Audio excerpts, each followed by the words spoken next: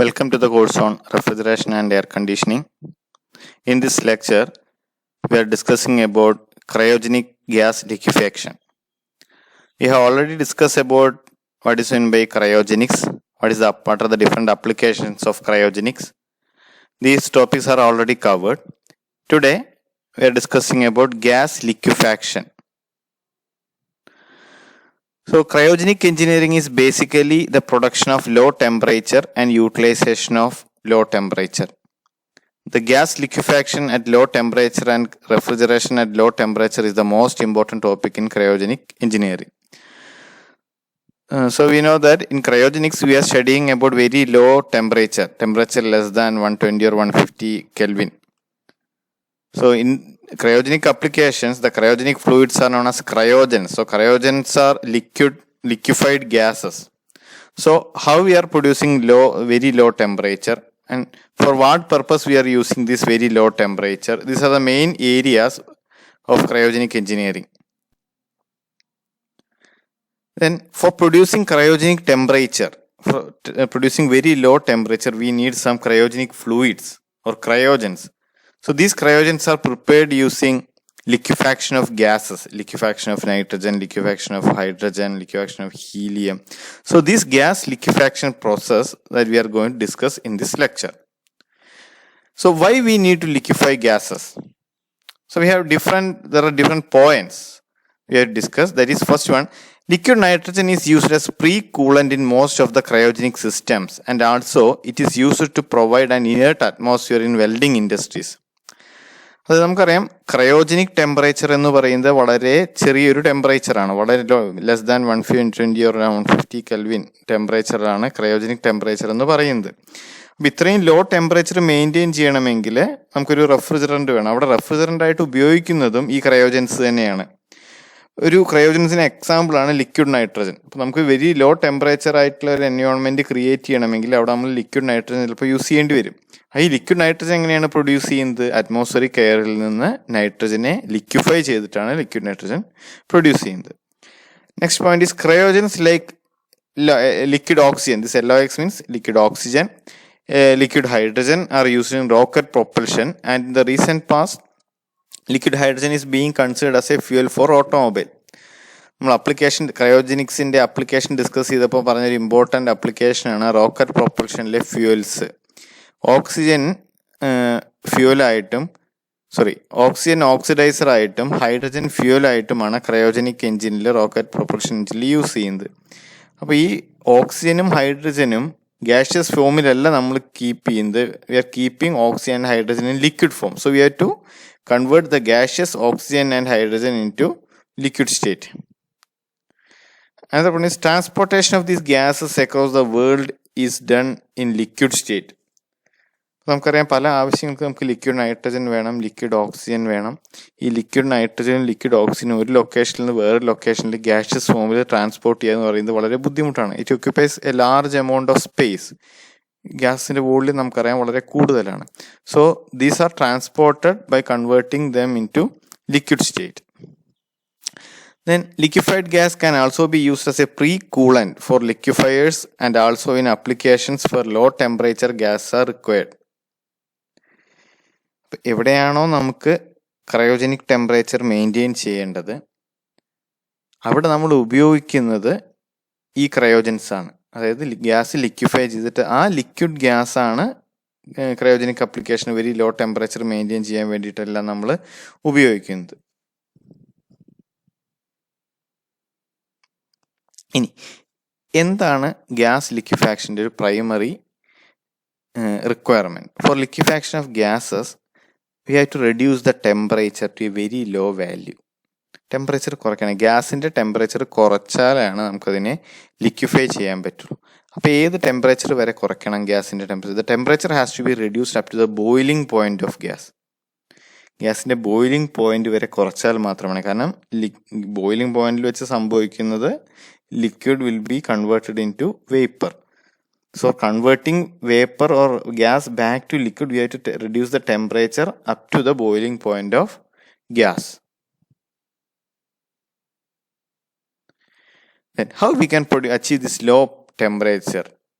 So for liquefying a gas, first we have to reduce the temperature of the gas to its boiling point. So how we can reduce the temperature of a gas? So before discussing about gas liquefaction, we have to study about one important phenomena that is known as Joule-Thomson effect.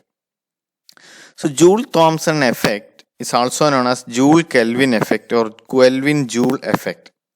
So what is in by Joule-Thomson effect? Joule-Thomson effect describes the temperature change of a real gas or liquid when it is forced through a valve or porous plug while keeping it insulated. Okay, so we can see a figure. So generally, the Joule-Thomson effect takes place during throttling process. So what is throttling? Throttling means we are allowing a fluid to pass through a restriction. So you can see there are 4 figures. So here there is a pipe and P1 is the pressure to the left side of this orifice plate and P2 is the pressure at the right side of the orifice plate. So there is a restriction. This orifice plate is a restriction. The gas can flow only through this narrow opening. So this is a restriction. And porous plug. Porous plug means a restriction having very minute holes. It is a porous plug is a restriction to flow. There is a valve, it's a butterfly valve. It is a restriction to the flow of this fluid. Here another type of flow control valve. It is also a restriction. So what happens when a fluid is flowing through a restriction? That is explained by Joule-Thomson effect.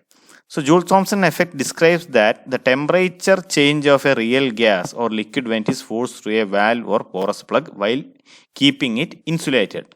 While keeping it insulated means we are not allowing heat transfer from this system to the surrounding. അതായത് ഇത് ഈ surface ഇപ്പോൾ ഈ പൈപ്പിൻ്റെ ആണെങ്കിൽ pipe surface insulated ആയിരിക്കും.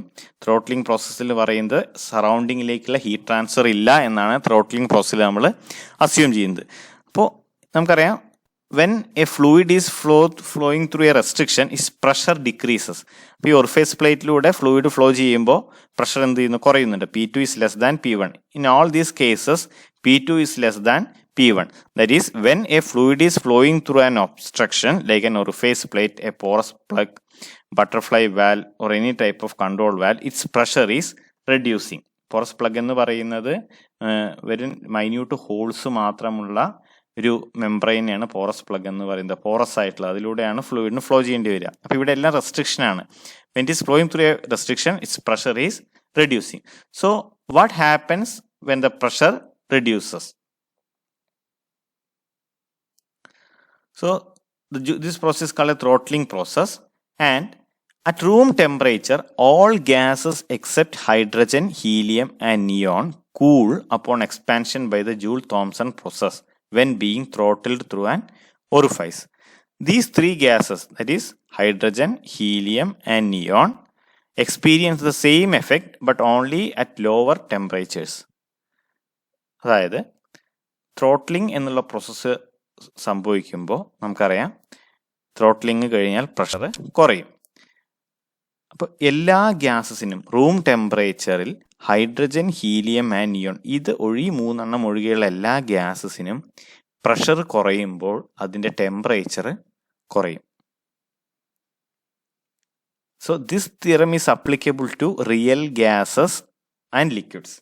What is the case of an ideal gas? For an ideal gas, during Joule-Thomson expansion or throttling, there will not be any change in temperature. Okay, so during throttling process, the pressure of the gas decreases. When the pressure decreases, the temperature also decreases. At room temperature, this is applicable to all gases except hydrogen, helium and neon. അപ്പോൾ ഹൈഡ്രജനും ഹീലിയത്തിനും നിയോണിനും ടെമ്പറേച്ചറിന് എന്താ സംഭവിക്കുന്നത്? Room ടെമ്പറേച്ചറിനല്ല, അതിലും താഴെ ഒരു ടെമ്പറേച്ചറിൽ വെച്ചിട്ടാണ് നമ്മൾ ത്രോട്ട്ലിംഗ് പ്രോസസ്സ് നടക്കുന്നതെങ്കിൽ ഈ ഗ്യാസുകളുടെയും ടെമ്പറേച്ചർ കുറയും. അതായത് these 3 gases experience the same effect. What is the same effect?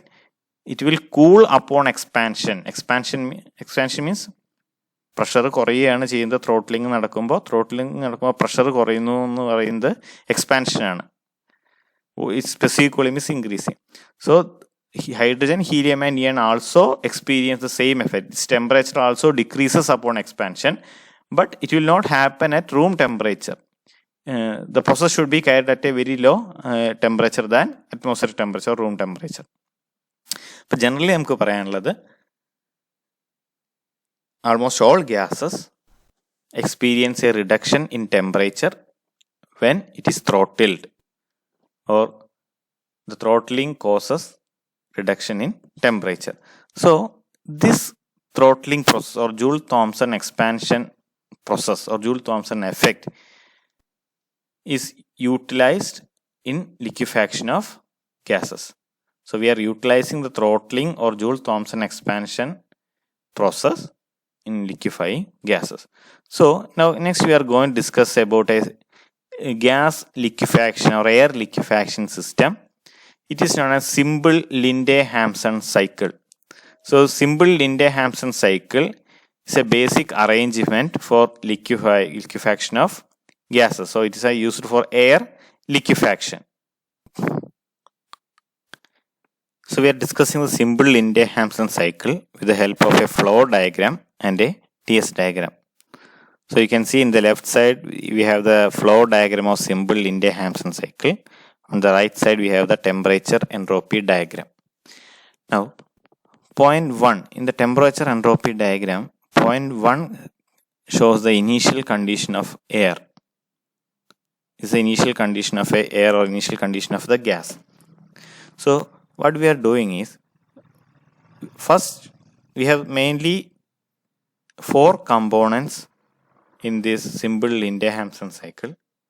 First one is a compressor, second one is a heat exchanger, third one is a Joule-Thomson valve or is a throttling device, and there is a liquid receiver. So first of all, the gas is compressed in a compressor. So we are supplying work to the gas and it is getting compressed in the compressor. So here it is point 1. Consider the flow diagram.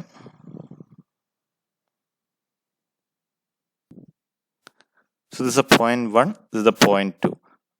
The process 1 to 2 is isothermal compression of gas in a compressor. So you can see that this is 1, this is point 2. At point 1, the gas is at atmospheric pressure. From atmospheric pressure, the gas is compressed isothermally. The point 1 to 2 is constant temperature process. So after compression, its pressure increases and it reaches point 2. So you can see that at point 1 as well as point 2, the working substance is in gaseous state. So in a temperature entropy diagram, this curve, please consider the mouse cursor in the form of a hand, and this is the vapor dome in the temperature entropy diagram. You can see this vapor dome. ഒരു hand സിമ്പിളിലേക്ക് ശ്രദ്ധിക്കുക. സ്ക്രീനിലെ hand സിമ്പിളിലേക്ക് ശ്രദ്ധിച്ചാൽ നിങ്ങൾക്ക് കാണാം ഈ കാണുന്നതാണ് vapour dome. ഈ vapour ഡോമിൻ്റെ പുറത്തുള്ള ഭാഗം, വേപ്പർ ഡോമിൻ്റെ പുറത്ത് ഗ്യാസ് സബ്സ്റ്റൻസ് വേപ്പർ സ്റ്റേറ്റിലാണ്, അതായത് ഗ്യാഷ്യസ് സ്റ്റേറ്റിലാണ്. So this a gaseous state. Now it is isothermally compressed to point 2. എങ്ങനെയാണ് ഐസോതെർമൽ കംപ്രഷൻ നടക്കുന്നത്? Automatically when we are compressing the gas, its temperature will be increased because we are supplying work to the system. But at the same time, the compressor can reject heat to the surrounding. QR എന്ന് പറഞ്ഞ് ഇവിടെ കാണുന്നത് എപ്പോഴാണോ ഇതിൻ്റെ temperature കൂടുന്നത്, ആ temperature കൂടുമ്പോൾ heat പുറത്തേക്ക് റിജക്റ്റ് ചെയ്യാണ്. സോ ഇതിൻ്റെ ഉള്ളിലെ ടെമ്പറേച്ചർ കോൺസ്റ്റൻ്റ് ആയിട്ട് നിൽക്കുകയാണ്. കാരണം നമ്മളിവിടെ ഹീറ്റ് സപ്ലൈ ചെയ്യുന്നുണ്ട്, വർക്ക് സപ്ലൈ ചെയ്യുന്നതിനോടൊപ്പം തന്നെ ഗ്യാസ് കംപ്രസ് ആവുന്നുണ്ട്, ടെമ്പറേച്ചർ കൂടുന്നുണ്ട്. ടെമ്പറേച്ചർ കൂടുന്നതിനൊപ്പം തന്നെ ആ എയറിൽ നിന്ന് ഹീറ്റ് പുറത്തേക്ക് റിജക്റ്റ് ആവുന്നുണ്ട്. QR ഇവിടെ കാണാം ഫ്ലോ ഡയഗ്രത്തിലെ QR. അപ്പോൾ ഹീറ്റ് റിജക്റ്റ് ആവുന്ന കാരണം ഇതിൻ്റെ ടെമ്പറേച്ചർ കോൺസ്റ്റൻ്റ് ആയിട്ട്, ഓൾമോസ്റ്റ് കോൺസ്റ്റൻ്റ് ആയിട്ട് നിൽക്കുന്നു. So it reaches point 2. ഇനി point 2 നിന്ന് next it is passing through a heat exchanger. അപ്പോൾ point 2 എത്തിക്കഴിഞ്ഞു. ഇനി നമുക്ക് അറിയാം ഗ്യാസിനെ ലിക്വിഫൈ ചെയ്യണമെങ്കിൽ അതിൻ്റെ ടെമ്പറേച്ചർ കുറയ്ക്കണം. അപ്പോൾ ഫസ്റ്റ് നമ്മൾ പാസ് ചെയ്യുന്നത് ഒരു ഹീറ്റ് എക്സ്ചേഞ്ചറിലൂടെയാണ്. So from 2 to 3 it is flowing through a heat exchanger. In the heat exchanger it is a constant pressure process. ഇതിൻ്റെ പ്രഷർ ചേഞ്ച് ആവുന്നില്ല. From 2 to 3 it's temperature is decreasing. Temperature decrease ചെയ്ത് 3 എന്നുള്ള പോയിന്റിലെത്തി. So this low temperature air is undergoing Joule-Thomson expansion, a Joule-Thomson valve. It is a throttling device. ഒരു റെസ്ട്രിക്ഷനിലൂടെ pass ചെയ്യണം. So joule-Thomson എക്സ്പാൻഷനിൽ എന്താണ് നടക്കുന്നത്? When A gas is undergoing A joule-Thomson expansion, it's temperature is reducing, its pressure is reducing as well as its temperature is reducing. So 3 എന്നുള്ള പോയിന്റിൽ എത്തിയിട്ട് ഇത് ഒരു throttle വാൽവിലൂടെ pass ചെയ്യുന്ന സമയത്ത് അതിൻ്റെ പ്രഷർ സഡൻലി പെട്ടെന്ന് കുറയാണ്, ഡ്രാസ്റ്റിക്കില്ല. കാരണം ഒരു റെസ്ട്രിക്ഷനിലൂടെ പാസ് ചെയ്യുമ്പോൾ പ്രഷർ ഡ്രോപ്പ് ധാരാളമായിട്ടുണ്ടാവും. ഈ പ്രഷർ ഡ്രോപ്പ് ഉണ്ടാവുന്ന സമയത്ത് അതിലെ വേപ്പറാണ്, ലോ ടെമ്പറേച്ചറിലുള്ള ഗ്യാസാണ് ത്രോട്ടിലിങ്ങിന് വിധേയമാവുന്നത്. ഓട്ടോമാറ്റിക്കലി അതിൻ്റെ ഒരു പർട്ടിക്കുലർ പോർഷൻ ലിക്വിഡായിട്ട് കൺവേർട്ട് ആവും. കാരണം ദാറ്റ് മീൻസ് എങ്ങനെയാണ് പ്രഷർ കുറയുമ്പോൾ ലിക്വിഡായിട്ട് കൺവേർട്ട് ആവുന്നത്? നമുക്കറിയാം, പ്രഷർ കുറയുന്നതനുസരിച്ച് ബോയിലിംഗ് പോയിന്റ് കുറയും. അപ്പോൾ ഇവിടെ ഓൾറെഡി ടെമ്പറേച്ചർ 2 എന്ന് 3 കുറഞ്ഞിട്ടുണ്ട്. ഈ ലോ ടെമ്പറേച്ചറിൽ, ഈ ലോ പ്രഷറിൽ ആ സബ്സ്റ്റൻസ് ലിക്വിഡ് സ്റ്റേറ്റിലാണ് എക്സിസ്റ്റ് ചെയ്യുക. അപ്പോൾ എൻറ്റയർ ലിക്വിഡ്, ഇതിലൂടെ വരുന്ന എൻറ്റയർ ലിക്വിഡും എൻറ്റയർ ഗ്യാസും ലിക്വിഡായിട്ട് കൺവേർട്ട് ചെയ്യുന്നില്ല. 2 to 3 പാസ് ചെയ്യുമ്പോൾ അതിൻ്റെ ടെമ്പറേച്ചർ കുറയുന്നു. ടെമ്പറേച്ചർ കുറഞ്ഞ ഈ ഗ്യാസ് ജൂൾ-തോംസൺ വാൽവ് എന്ന് പറയുന്നത് നമുക്ക് ഏകദേശം ഇതുപോലൊരു ഡിവൈസ്, റിവേഴ്സ് പ്ലേറ്റോ പോറസ് പ്ലഗ് അങ്ങനത്തെ ഒരു എക്സ്പാൻഷൻ വാൽവിലൂടെ പോകുമ്പോൾ സഡൻ പ്രഷർ ഡ്രോപ്പ് ഉണ്ടാവുകയാണ് ചെയ്യുന്നത്. കാരണം ഒരു റെസ്ട്രിക്ഷനാണ്. ഈ സഡൻ പ്രഷർ ഡ്രോപ്പ് വരുമ്പോൾ ലോ പ്രഷറിൽ, ലോ ടെമ്പറേച്ചറിൽ അതിലെ ഒരു പോർഷൻ ലിക്വിഡായിട്ട് കൺവേർട്ടായി മാറുകയാണ്. So that liquid will be collected in this liquid reservoir. That liquid can be taken out and entire gas ലിക്വിഡായിട്ട് മാറുന്നില്ല. ഒരു ചെറിയ പോർഷനാണ് ലിക്വിഡായിട്ട് മാറുന്നത്. റിമൈനിങ് ഗ്യാസ് അത് ലോ ടെമ്പറേച്ചറിലെ ഗ്യാസാണ്. ആ ലോ ടെമ്പറേച്ചറിലെ ഗ്യാസ് വീണ്ടും തിരിച്ച് കംപ്രസറിലേക്ക് എൻട്രി ചെയ്യാണ്.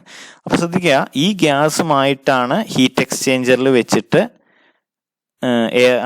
ഫസ്റ്റ് നമ്മൾ എന്ത് ചെയ്യുന്നത്, ഹീറ്റ് എക്സ്ചേഞ്ച് നടത്തുന്നത്. ലിക്വിഡ് റിസർവോയറിൽ നിന്ന് തിരിച്ച് കംപ്രസറിലേക്ക് പോകുന്ന low temperature gas, low temperature air.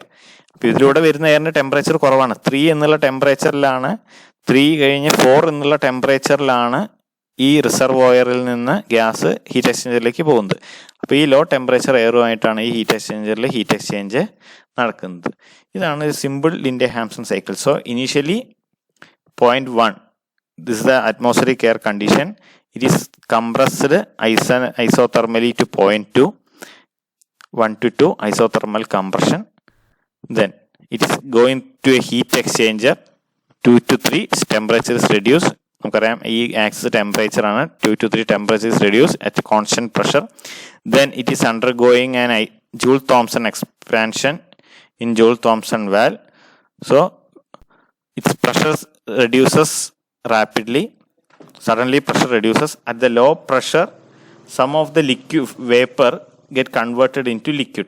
അതായത് 3, 4 എന്നുള്ള പോയിന്റ് നോക്കുക. ഈ 4 എന്നുള്ള പോയിന്റ് വേപ്പർ ഡോമിന്റെ ഉള്ളിലാണ്. ഈ കാണുന്ന വേപ്പർ ഡോമിന്റെ ഉള്ളിൽ നമുക്കറിയാം substance will be A mixture condition. Mixture form means it is A mixture of liquid and vapour. So that liquid will be collected in this liquid reservoir and the remaining vapor, this is that vapor, liquid will be, ee point liquidum, ee point gas aanu, liquid and gas. This gas will be again moving towards the compressor. Gas വീണ്ടും കംപ്രസറിലേക്ക് പോകുന്നു, compress ചെയ്യുന്നു. ഈ liquid നമ്മൾ useful പർപ്പസിന് പുറത്തേക്ക് എടുക്കുന്നു. അപ്പോൾ ഓരോ തവണ ലിക്വിഡ് പുറത്തേക്ക് എടുക്കുമ്പോൾ അത് കുറച്ച് സബ്സ്റ്റൻസ് കമ്മിയായി, വർക്കിംഗ് സബ്സ്റ്റൻസ് കുറഞ്ഞു. കാരണം ഇതിലെ കുറച്ച് പാർട്ട് ലിക്വിഡായിട്ട് മാറി, അതിനെ നമ്മൾ പുറത്തേക്ക് എടുക്കുകയാണ്. അതിനെ മേക്കപ്പ് ചെയ്യാനുള്ള മേക്കപ്പ് ഗ്യാസ് നമ്മൾ ഇതിലൂടെ പുറത്ത് സപ്ലൈ ചെയ്യും. This is the working of simple Linde Hampson cycle. Now ഇതിൻ്റെ ഒരു മോഡിഫിക്കേഷൻ, ഒരു ആക്ച്വൽ വർക്കിംഗ് അറേഞ്ച്മെന്റ് ആണ് അടുത്ത ഈ ഫിഗറിൽ കൊടുത്തിരിക്കുന്നത്. Again it's a simple Linde Hampson cycle for air liquefaction. കുറച്ചുകൂടി modifications, we are using 2 compressors and cooling mechanisms. So same concept same തന്നെയാണ്. I will explain the process with the help of a flow diagram as well as TS diagram. നമുക്ക് എയറിനെയാണ് liquefy ചെയ്യേണ്ടത്. Liquefy ചെയ്യാനുള്ള air, that air is entering at point 1. This is the initial condition. 1 is the initial condition. You can see the point 1 in the TS diagram is the initial condition that air is entering into the low pressure compressor. So when it is entering to low pressure compressor, the compressor is run by a motor. So there are two compressors, low pressure compressor and high pressure compressor, C1 and C2.